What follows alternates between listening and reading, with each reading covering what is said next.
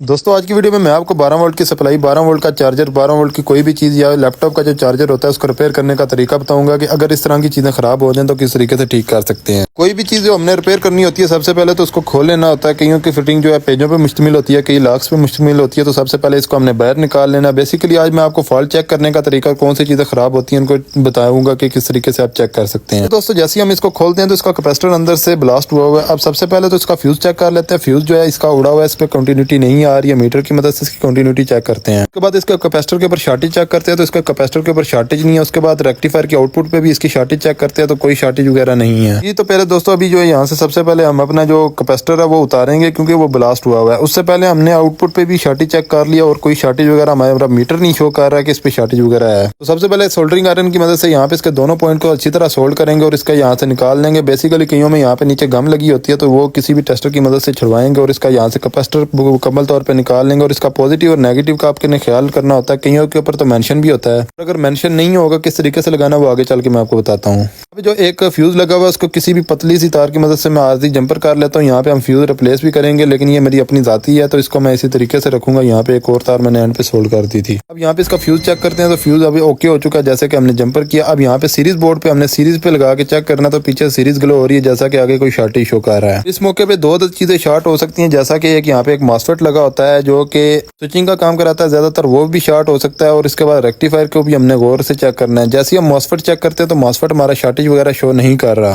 इसी तरीके से अभी जो हमने पीछे चले जाना कैपेसिटर पे हमने ऑलरेडी शॉर्टेज चेक कर ली थी। अगर मॉसफेट शॉर्ट होता तो यहाँ पे कैपेसिटर के ऊपर भी शॉर्टेज आनी थी। बाद इसका रेक्टिफायर जब हम चेक करते हैं तो इसकी इनपुट साइड है वहाँ पे जो है डायोड पे मोड पे जैसी हमने रखा तो इसकी कंटिन्यूटी आ रही है कुछ इस तरीके से। तो पहले दोस्तों अब जो है हमें रेक्टिफायर पे शक होता है, इसका रेक्टिफायर उतार लेते हैं। इसके लिए ग्रिप लगाई है वो उतार लेंगे और यहाँ पे इसके 4 अदद पॉइंट है उसको सोल्व करके अच्छी तरह निकाल लेंगे। जी तो दोस्तों अभी यहाँ पे इसको चेक कर लेते हैं। तो जैसे इनपुट पे हम लगाते हैं तो हमारी सीरीज ग्लो हो रही है, तो इसका मतलब ये है कि हमारा एक रेक्टिफायर खराब है, एक कैपेसिटर इसमें जला हुआ है। ये दोनों चीजें हम मार्केट से ले आएंगे। मेरे पास जो पुरानी एक सप्लाई पड़ी थी मैं उसमें से निकालूंगा और शक्कर की मदद से इसके सारे टांके जो है खींच लेंगे। जो हमने लगाना है ये एक थोड़ा सा बड़ा है, इसके जो है सबसे पहले यहाँ पे जगह बना लेंगे, उसको बाहर रख के और फिर नीचे से लगा के उसको अच्छी तरह सोल्ड कर देंगे। अब रेक्टिफायर लगाने के बाद हमने कैपेसिटर नहीं लगाया, इसके वोल्टेज चेक कर लेते तो यहाँ पे आउटपुट पे 234 वोल्ट आ गए। इसका रेक्टिफायर का यही काम होता है कि आगे जो है वोल्टेज को डीसी कर देता है। इसके कैपेसिटर पे भी 240 आ रहे हैं और आउटपुट पे 12 वोल्ट आ रहे हैं, लेकिन ये 12 वोल्ट का लोड नहीं चलाएगा क्योंकि इसके अंदर कैपेसिटर नहीं लगा हुआ। आपने मार्क नहीं किया तो यहाँ से आप निशानी लगा सकते हैं। जैसा कि पॉजिटिव पे मैं रखता हूँ तो वोल्टेज सीधे है, यहाँ पे हमने जो है पॉजिटिव नेगेटिव उसका देख के लगा देना है कैपेसिटर जो हमने लगाना है। तो पहले इसके भी टांके अच्छी तरह खाली करेंगे ताकि कैपेसिटर लगाने में आसानी हो। और इसका जो है पुराना कैपेसिटर जैसा कि मैंने आपको बताया उसी सप्लाई में से निकाला है तो मैं इसी को इस्तेमाल करूंगा। इसको हमने मीटर से चेक किया था, जहाँ पे हमारा पॉजिटिव आएगा वहाँ पे हम पॉजिटिव रखेंगे, जहाँ पे नेगेटिव आएगा वो नेगेटिव साइड रख के इसके जो है सोल्डरिंग आयरन की मदद से अच्छी तरह इसको भी सोल्ड कर देंगे। अब यहाँ पे इसको हम इनपुट देते हैं 220 वोल्ट। जैसे हम इसको इनपुट देते हैं तो हमारे पीछे से हल्की सी सीरीज ग्लो होकर बंद होगी, जिसका मतलब ये है कि कैपेसिटर चार्ज हुआ था और इसके आउटपुट पे वोल्टेज आ रहे हैं। अब जिस तरीके से इसको खोला था सेम वैसे ही इसको पैक कर लेंगे। दोस्तों यही तरीका है अगर आपका कोई लैपटॉप का चार्जर है उसको चेक करने का भी, और अगर आपके पास कोई भी सप्लाई है चार्जर है उसको चेक करने का, सेम यही तरीका है। इनमें ज्यादातर यही चीजें खराब होती हैं, या मॉसफेट खराब होता है या रेक्टिफायर खराब होता है या फिर कोई कैपेसिटर वगैरह खराब होता है। बाकी मजीद इस तरह के केसेस आएंगे जिसमें ज्यादा चीजें जो है इसको डिटेल चेक करने का वो मैं आगे चल के इंशाल्लाह आपको बताऊंगा जिस तरह कोई केसेस वगैरह आते जाएंगे। इसको जिस तरीके से हमने खोला था उस तरीके से पैक कर लेंगे। ये वो वाली सप्लाई है जिसमें से मैंने चीजें निकाली, अगर टूटी ना होती तो इसको ठीक करने का भी आपको तरीका बताता, लेकिन उसका सर्किट बहुत बुरे तरीके से डैमेज हो चुका है। अब यहाँ पे हम जैसे स्पार्क करके चेक करते हैं तो ये जो है स्पार्क हो रहा है, और जैसे इसको पीछे से चलाते हैं तो ये देख सकते हैं बड़ी बेहतरीन किस्म की मोटर हमारी चल गई है। ये तो दोस्तों उम्मीद करता हूँ आपको वीडियो पसंद आई होगी। बाकी इस तरह की मजीद टेक्निकल वीडियोस के मेरे चैनल को फॉलो कर लें। अपना बहुत सारा ख्याल रखिएगा, दुआ में रखिएगा। बाकी वीडियो को लाइक कमेंट और शेयर करना मत भूलिएगा। अल्लाह हाफिज़, जज़ाकल्लाह।